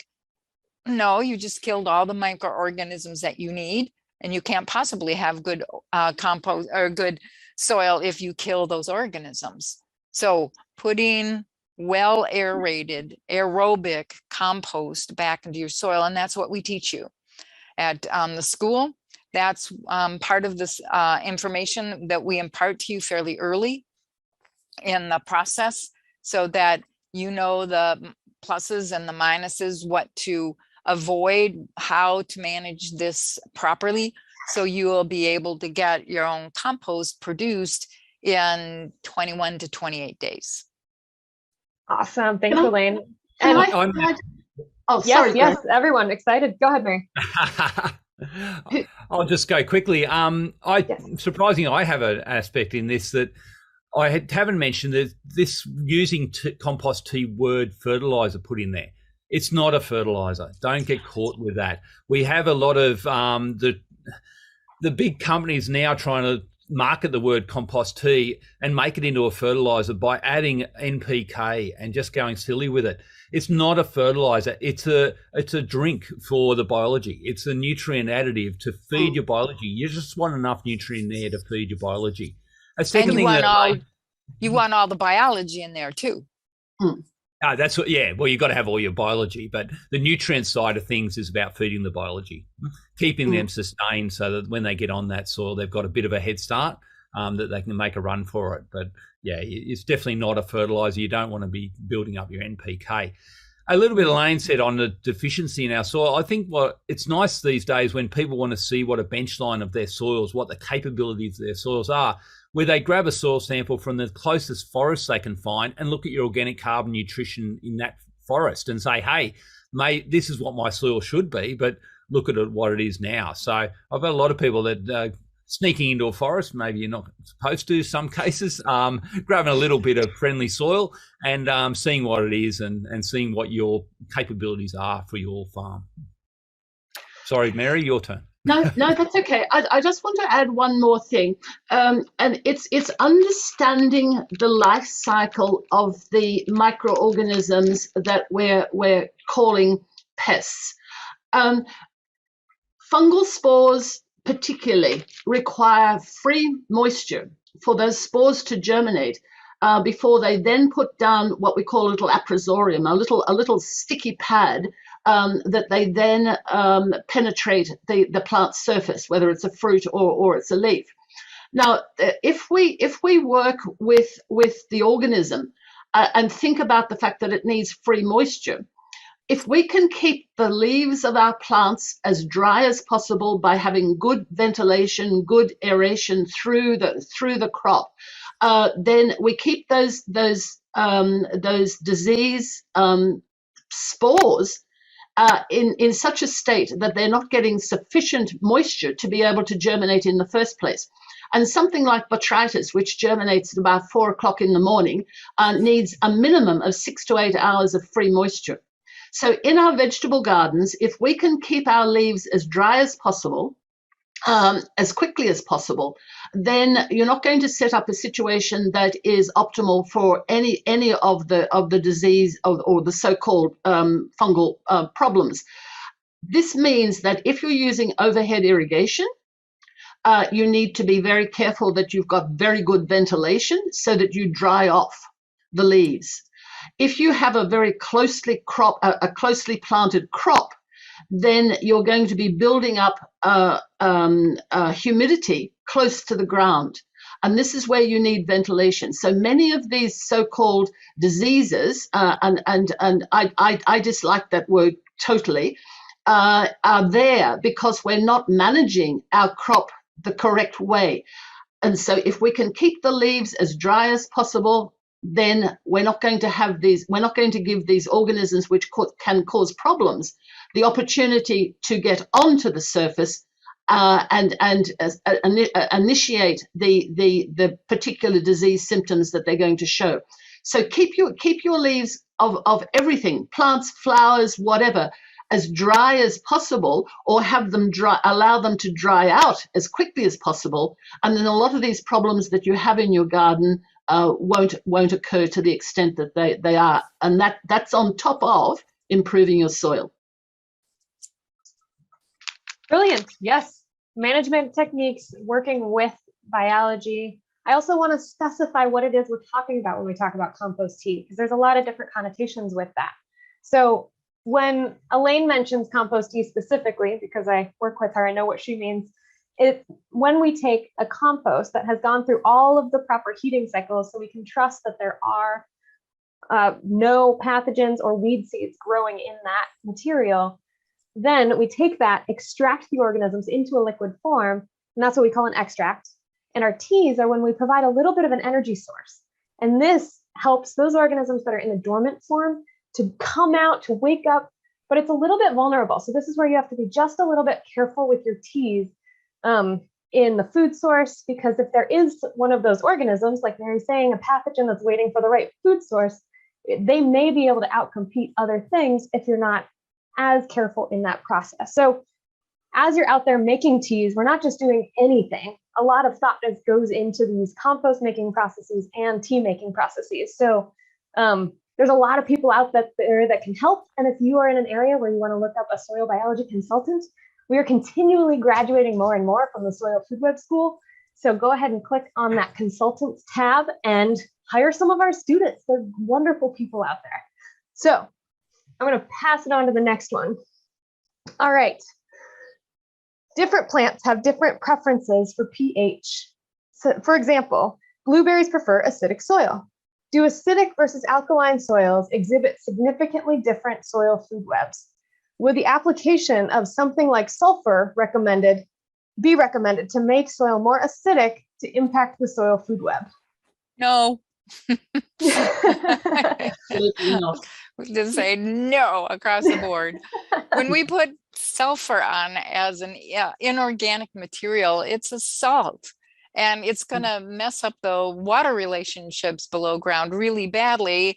And the sulfur, when it gets that interaction with water, now becomes a pretty good sterilant. At high concentrations, typical of what you are told to put on, that's just going to kill all these organisms. So you don't ever put on inorganic fertilizers, inorganic materials ever. If you can, there's no reason for it. So don't get trapped by the chemical world that wants to sell you stuff you don't need. So when we're looking at soil acidity or alkalinity, yes, those things, pH is controlled by the biology in your soil. You shouldn't have to be mucking around with, well, should I get this pH more this or more that? If you've got the right balance of microorganisms in your soil, that's going to take care of itself. Fungi produce organic acids. And so they're going to keep the pH somewhere around 5 to 7 pH. So most blueberries are growing down there at a pH of around 5.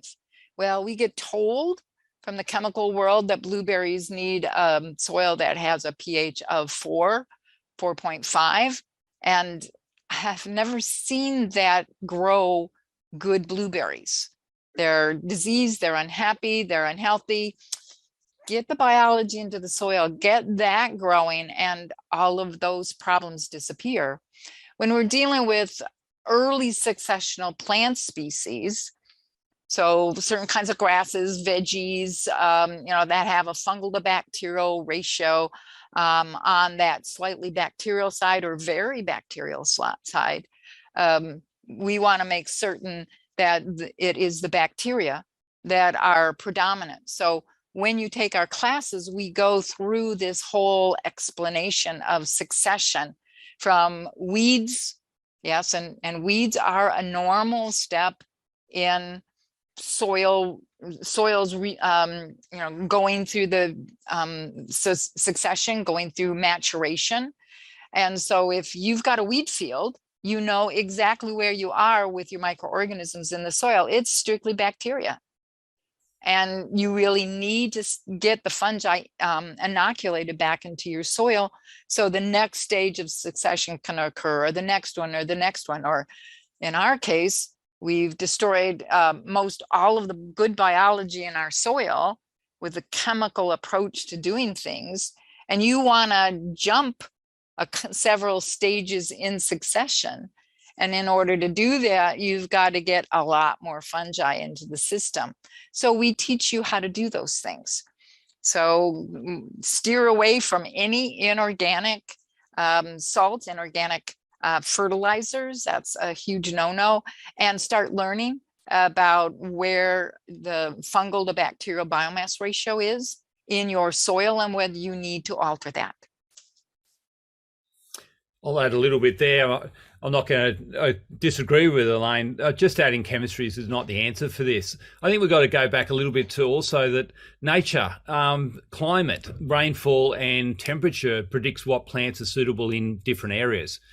To some extent, soils do as well. I mean, some soils are extremely alkaline and maybe not suitable for every crop on the planet. And some soils are very acidic naturally. That can be buffered with organic matter, but maybe not suitable for every crop on the planet. So try to match like with like to what our nature's sort of set down for us. When I think about pH specifically, I like to think about this as a great example of this paradigm shift that we're up against. That if soil is a medium in which us humans have to control and chemically mediate and determine and stick plants in it, and plants will grow and they will feed us, that's the chemical paradigm that we're currently existing in. But if our paradigm is to shift to trusting these organisms to do what they know how to do best, then I get to trust that every micrometer of that root surface is going to be covered by the right organisms that are brought in with the exudates that the plant is calling them in with, and that each organism is going to be good at taking care of their own microhabitat and producing the acids that they need to adjust their pH so that along a root surface, there's no one pH. So the plant can get exactly what it needs because of the heterogeneous environment. And so if it's my job to make sure my plant is getting everything it needs, that's a lot of pressure and stress and not how I want to be in the world. So I like to work with the plants to make sure their collaborators are all present. And that's my job, but not to do the work for them. You know what I mean? Mm. Beautiful. All right. Another question coming in about fertilizers. How would you reply to this comment? We cannot feed the world without inorganic fertilizers, and that's a fact. I hear this kind of comment from people quite often. Thank you, Healy. I I'm totally going to have to disagree. get into this one. Go for it. Look, I still think we must have a nutrient return to our soils. A natural system in a forest cycles nutrients through the leaves, through the roots, and continually cycling nutrients without a significant loss. If you're talking at the real high productivity lands, whether it's sugarcane or wheat crop or something, there's a massive removal from that chain of nutrients. And unless we're putting it back, then we're not going to end in a good place. So we've got to put them back somehow. Yes, it'd be perfect to put them all back in compost, but you've really got to look at your mass balance of nutrients. So be careful there. There's still a place for inorganic fertilizers. Just you've got to look at where they fit. Can they fit in with compost perfectly? In an ideal world, yes, but yeah, we just got to make sure we balance out the system. Can I come in here? You'll find that for all of, and I agree with Graham. You'll find for all of the major cropping systems that produce food or provide food around the world, the pick bodies that run these particular vegetable, flower, cropping, whatever happens to be, know exactly what NPK particularly comes off per ton of or per volume of product. Now, if you then you're producing vegetables, you know exactly how much is coming off. If you produce wine grapes, we know exactly how much NPK comes off per ton of fruit and per liter of wine. The thing to do is to know those figures in your cropping system, and then this is what you need to replace. So if you then look at your biological system and you are replacing, in some cases more than that, then the additions from external inputs are not necessary. If you're not doing that, then I'll go along with Graham that there may be the need for an input. But I live in the middle of a designated agricultural region here. And we have a vegetable cropper. He's organic. He's almost biodynamic, actually. He produces 27 or 28 different crops, vegetable crops a year, and some of them are on 28 to 50-day cycles, depending on what time of the year it is. So these are your leafy greens, etc. Now, he knows exactly how much NPK is coming off, and he is adjusting his compost inputs with feeding and with his compost teas that he uses as his foliar sprays, such that he is in a situation on his property where he doesn't need the inorganic inputs. So what I'm saying is, I'm kind of half agreeing with Graham, but what I'm saying is, if you are in a cropping system, find out from your peak body what the actual, or work out for yourself, what is the actual amount of NPK in particular that's being taken off, and simply have your soil producing more than that. And it's absolutely doable. In many cases, we just have to get there. We've got to get that journey where we get away from the first paradigm that Sammy was talking about into the paradigm where biological farming becomes the conventional, not the other way around.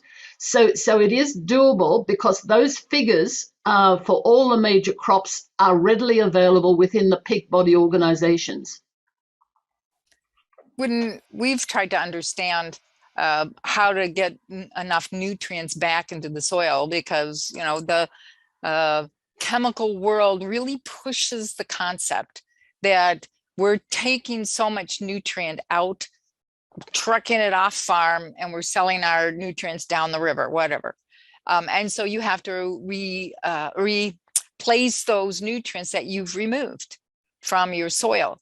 But every second of every day, we have microorganisms that are chewing away at the rocks, the pebbles, the boulders, the parent material, and all of that material now gets to be sand, silt, clay. And it's chock full of nutrients. So there's that constant breakdown of those sources of nutrients that we as human beings have ignored. We don't take into account the amount of rock that we have in the soil.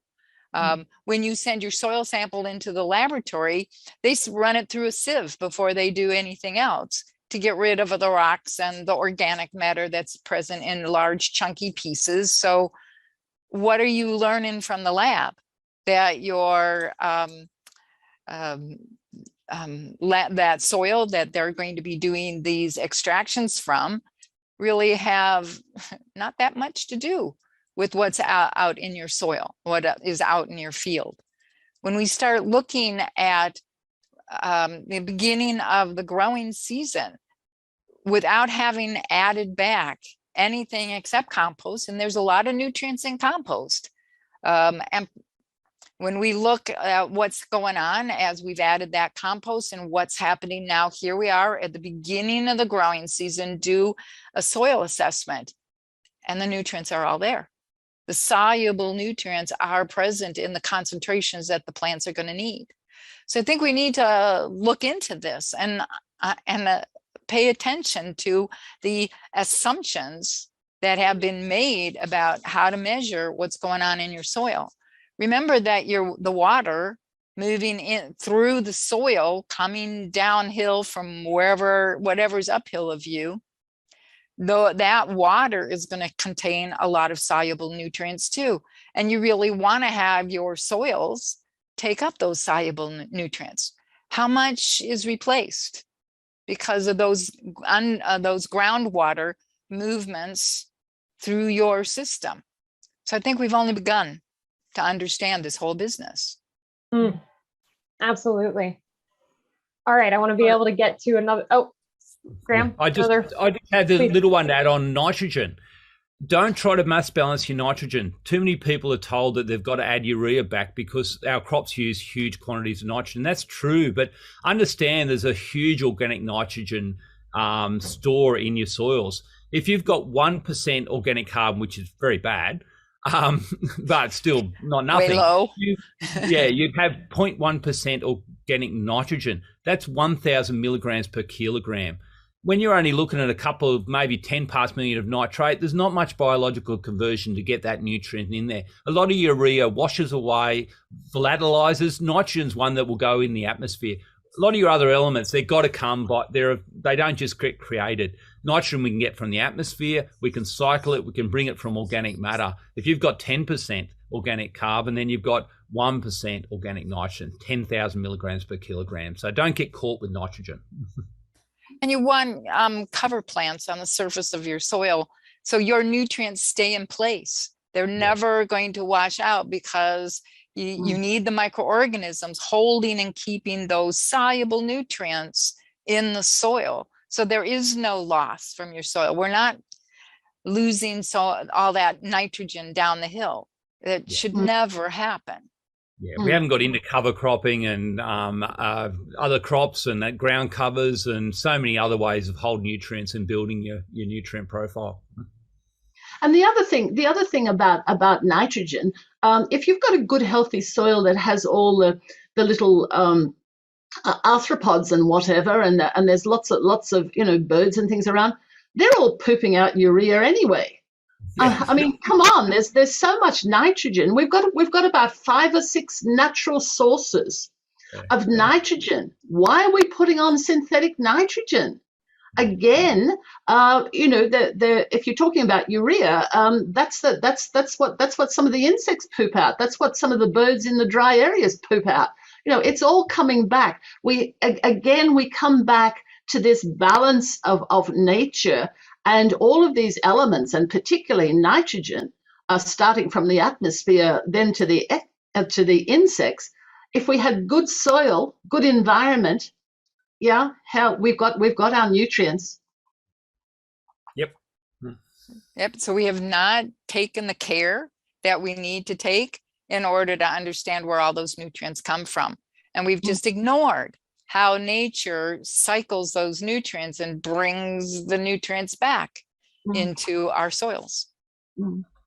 Shout out to those those single-celled organisms who are also pooping out nutrients right at the root surface in the right amount. I love that. Exactly. All right, so I'm going to jump to another. There's so many wonderful questions today. I am so grateful for all of you being here and having such enthusiasm. So thank you for your questions. It is definitely contributing to this, this community, this conversation. Unfortunately, we're not going to be able to get to all of them, but hang on to those questions and reach out to your local communities. There's a lot of people that know about compost. The Soil Food Web School is a resource, Graham's a resource, Mary's a resource, Elaine's, we're all here for you. And get connected with other consultants. There's a big network of folks who are doing this work. So don't feel like your question is unanswered, but tap into your community. But one question we are going to answer is, what are the nutritional causes for susceptibility to aphid infestation, please? And I find this actually to be an interesting question regarding the intersection between plant nutrition and diseases, because aphids, one of our mentors, Laura Campos, gave our staff a presentation about viruses and their vectors this week. And aphids are a huge vector for plant viral diseases. So I have also seen many studies that aphids particularly love fertilizer-fed plants because it's just a straw for juicy nutrients. So it's an interesting intersection between plant health and diseases. What do y'all think? Lift the bricks. Will you say explicitly also, what does the bricks represent, just for folks who aren't as familiar? Well, the bricks is a term that normally we sort of relate to sugars in plants, but it's not just the sugars in plants. When we're measuring bricks from the juice of a plant, we're looking at all of the soluble nutrients that are in the plant. And as I said earlier, a plant that has a low bricks level or a low sugar level, a sort of low photosynthesis, is going to be susceptible to disease and to insect damage.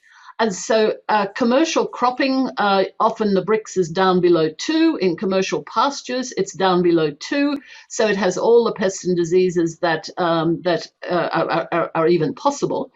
Once you get up around 8 to 10, you're starting to find that the plants are much more resilient to any infestation, either from disease organisms or insects. And then when you get the sugar levels up above 12, up to 12 to 14, there is absolutely no damage whatsoever. And I keep coming back to a particularly good YouTube that I was introduced to by another colleague of mine. It's How Insect Pests Identify Unhealthy Plants. And it's a YouTube by Dr. Thomas Dystra, Dystra.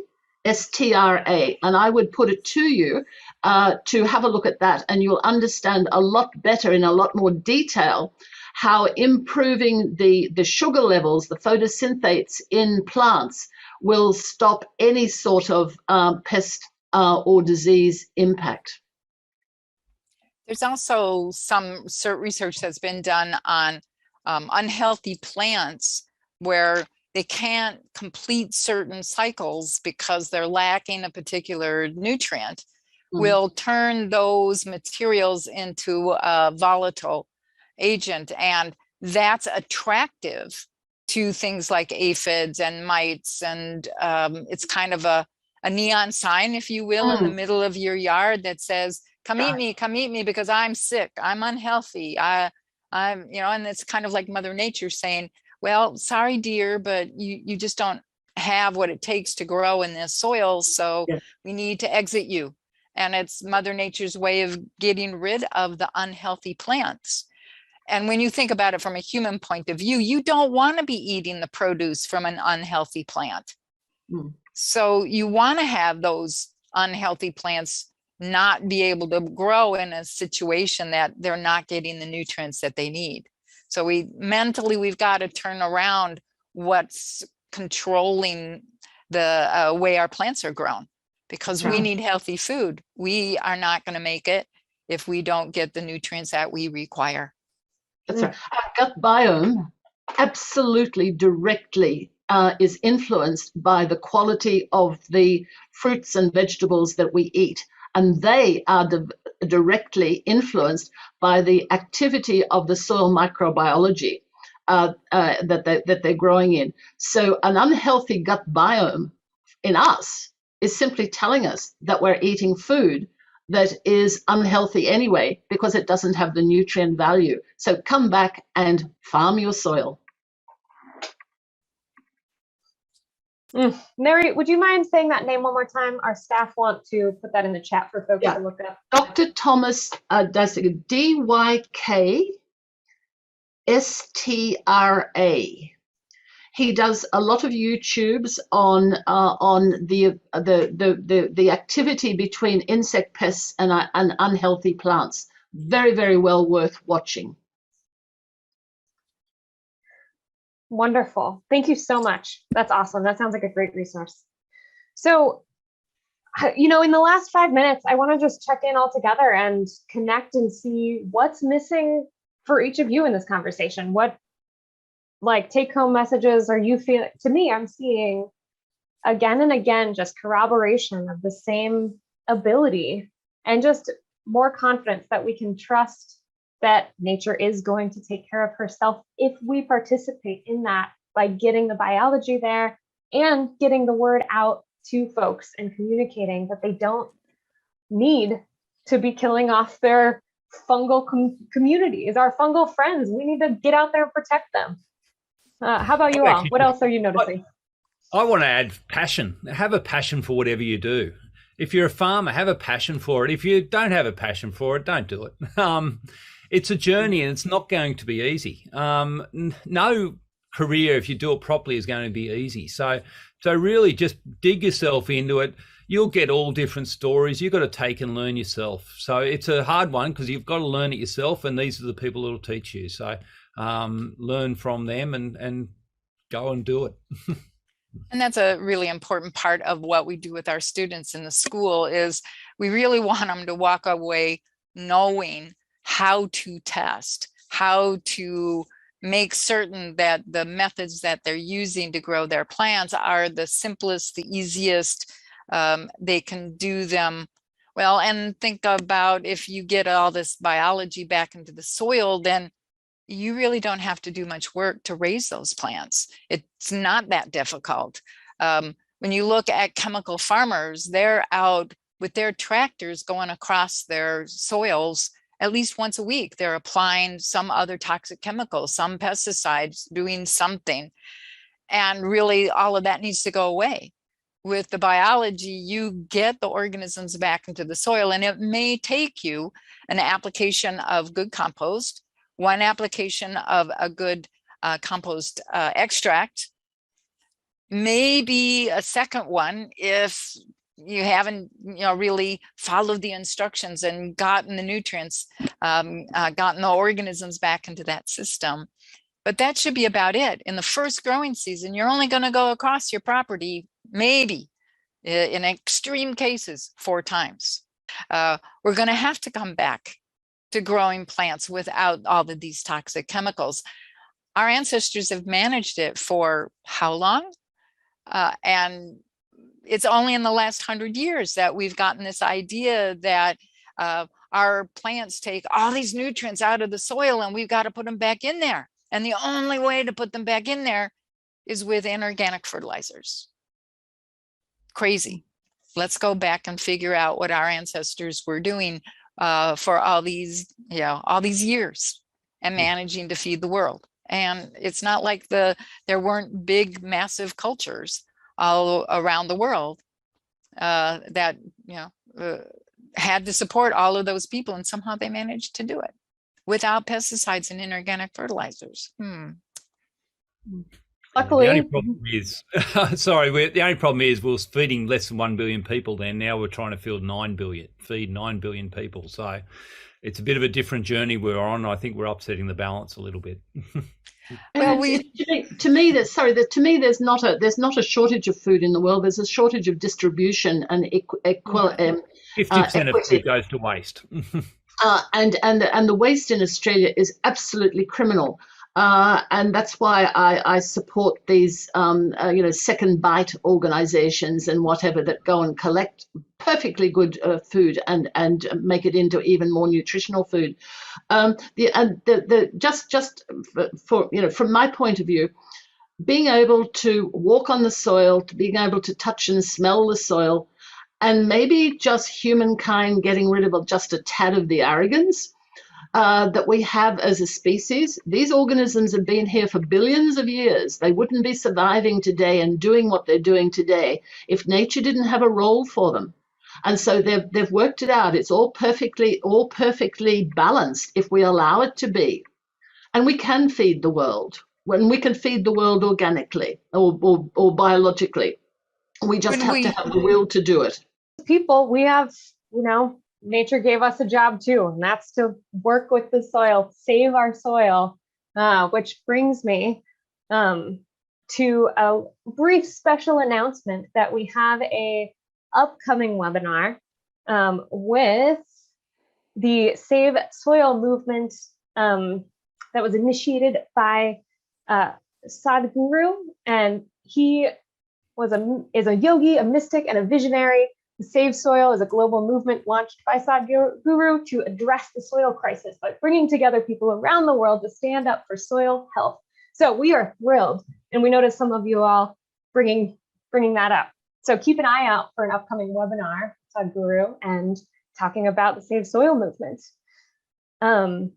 Because we as humans have a role too. Let's do this, and each of us, our lived experiences, as well as the cultural diversity on our planet, is a part of this story of saving soil. So connect with your friends, learn something new about other people, other soils, and let's get out there. And come and look at our website. If you haven't gone to look at the Soil Food Web website, there's lots of information. There's some animations that most people find very delightful and teach you something at the same time. Look for all of the different people that are out there teaching, other folks, consultants, the laboratories you can send your samples to if you don't want to be doing your own samples, and work with our consultants to get this movement back to growing plants organically, growing plants without toxic chemicals. It is such an honor, Graham, Mary, Elaine, to get to be in a room with you three together. What a space. Thank you for sharing your time and your passion with us. I appreciate it. Thank you. All right. Thank you you so much. Take care. Bye-bye. Ciao. Don't forget to click that like button, subscribe to our channel, and ring the notification bell to stay updated with all our new videos.